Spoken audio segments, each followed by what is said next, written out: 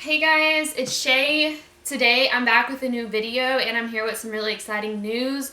Yesterday I had my PET scan. I finished my last round of chemo. If you've been following my journey, you know I finished my last round of chemo 2 weeks ago. I had my first PET scan since doing treatment yesterday, and my PET scan's negative, which a negative PET scan means that there is no evidence of cancer. So I am in complete remission. There are two types of remission. So there's partial remission, which means that your cancer has shrunk, but it's still there and it's still showing up on a PET scan, but it's a lot smaller. And then there's complete remission, which means that the doctors can't detect cancer through that PET scan. So I am in complete remission. It does not necessarily mean that I'm cancer-free, which I'll talk more about.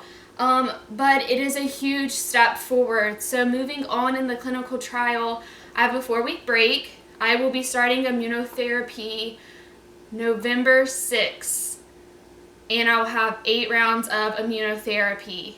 So the reason why I say I'm not cancer-free is because when you have a PET scan, PET scans can only detect large groups of cancer cells. We're talking millions, even down to thousands. But once it starts getting lower than thousands, the PET scan may not be able to detect it. So I could still have cancer cells in my body, but the PET scan can't pick it up because it's such a small number. So that is why I have to continue doing treatment. We have to make sure that we get every single cancer cell out. If we don't get every single cancer cell out, I can relapse, and it seems like a lot of people with Hodgkin's relapse. So I'm really glad that I will be doing 8 rounds of immunotherapy. So my immunotherapy drug, basically, there's a protein in my body, and it's not a good protein because it prevents my body from recognizing cancer cells. This protein is called PD-1. So it basically blocks the T cell from recognizing cancer and attacking it. So what my drug does is it blocks that protein. Once that protein is blocked, it will then activate my T cells to start fighting cancer. So for immunotherapy, it's not going to be a drug that's killing cancer. It's going to be my own T cells that are going to be killing cancer, which is really, really, really cool. So that's kind of how my immunotherapy is going to work. But this video, I wanted to summarize all the side effects that happened with chemo. And I'm going to do the same thing with immunotherapy. That way, when people are deciding what treatment they want to do, they can look at all the side effects I had with chemo, look at all the side effects I have with immunotherapy, and maybe make their decision based off of that. So for me, I had 3 months of chemo.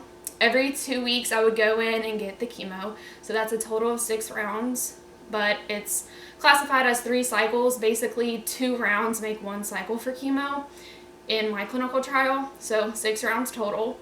And my side effects were chemo brain. My eyesight got worse, drastically worse actually.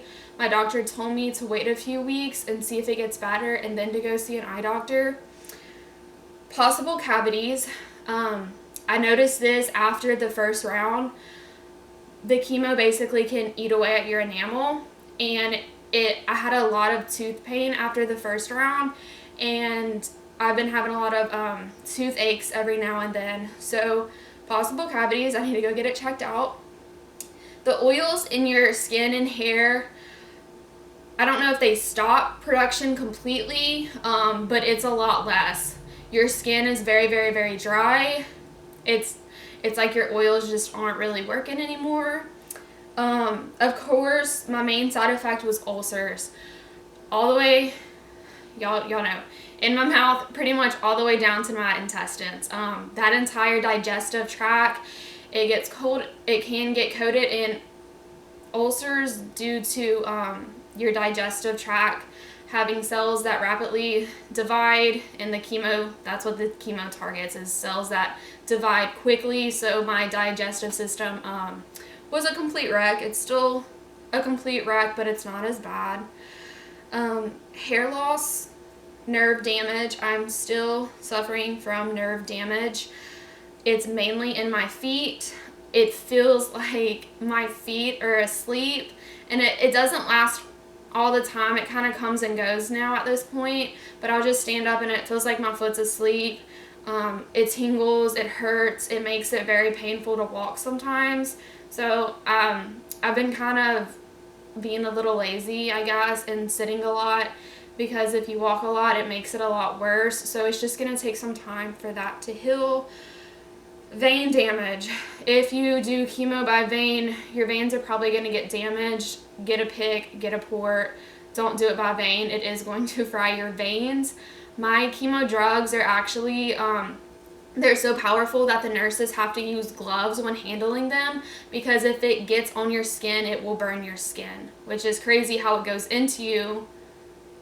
But and it's fine, I guess, but if it gets on your skin, it actually will burn the skin. So don't try to do it by vein. It will burn your veins. It will fry them. They will be ruined for a very long time.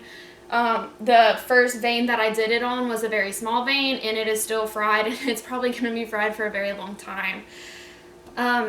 More side effects, hot flashes. I still get them, especially when I'm sleeping at night. I'll get really, really hot, and I'll have to drink a whole bunch of water, because it's like my entire body just gets dehydrated really quickly.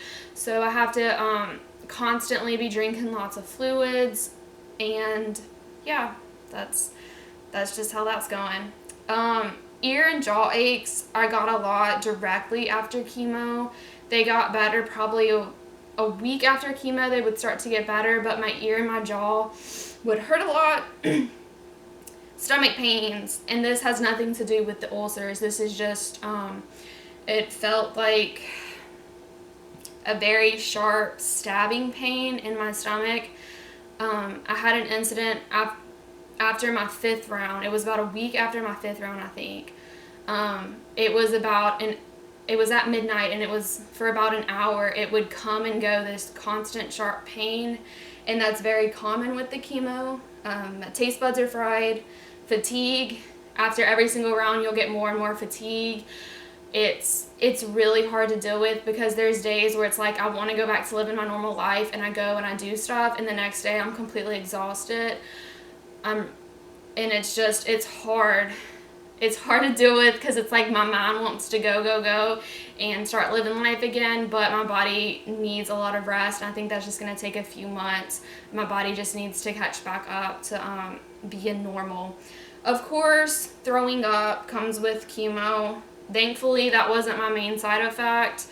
I threw up maybe 3 times total in 3 months, and it was mainly at the beginning. At the beginning is the worst part, because your body's not used to the drugs, and I will say that your body will start to adapt to them, which is really good. So the beginning's pretty much the worst part. It does get better. So just try to stay positive. It's horrible at the beginning. Your body's not used to it. The drugs are very toxic. They've probably seen nothing like this ever before. So prepare to, if you're watching this and you're getting ready for chemo, prepare to throw up a lot in the beginning, but it will get better. And then constipation and hard stools. This is common in almost it seems like every single person I've talked to that has undergone chemo with Hodgkin's lymphoma. The chemo makes your stools extremely hard. So I know some people are kind of watching me in the beginning of their chemo journey. Make sure you are taking stool softeners. If you do not take it, you can rip your butthole, which is not fun. So make sure that you take that medication. That's probably the most important part.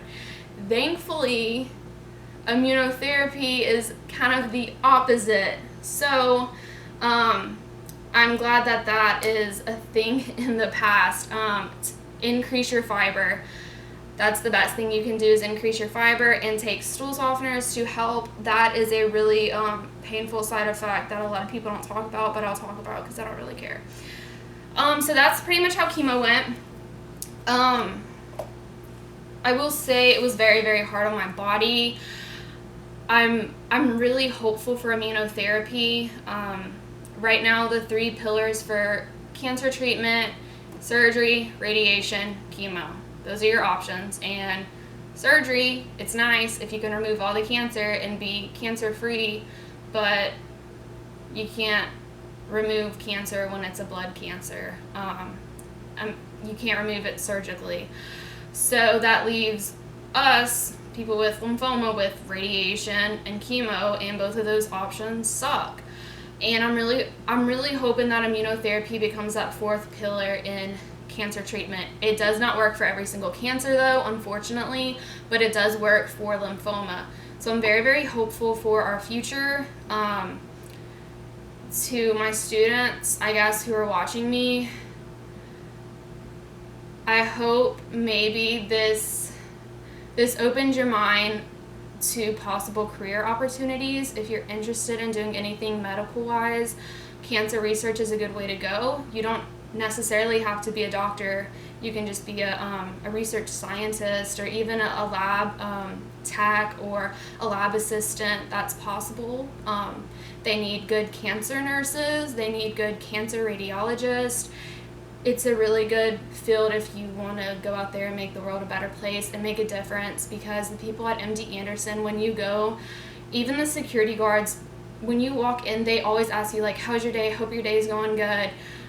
They're very, very positive people. And when I'm at MD Anderson, I think about my students that I taught last year all the time, because I feel like they would fit in so well there. They're so kind, they're so bright, they're so smart. And if any of y'all are watching this, I hope this encourages you maybe to go into cancer research. They're the #1 hospital in the world, and it's 2 hours away from where you live. Like, it's a great opportunity. And to my 8th graders who are now in high school, if you do think about this career-wise, they actually have a high school program. It's a summer program where you get to go there and do like a little research program. So that's available if that's something that you want to do. I am really looking forward to next week. I'm going to post a video, and my video is going to be all my tips and tricks of how I dealt with my side effects with chemo. This video I've been working on for a really, really long time. With chemo brain, I forget a lot of stuff, so I've been working on it for probably like a week and a half. And so far it's 3 pages long, so it will be a longer video.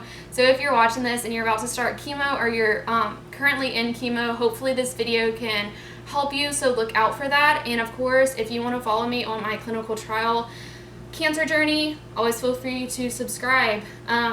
But yeah, I will see you guys next week, I guess. Bye.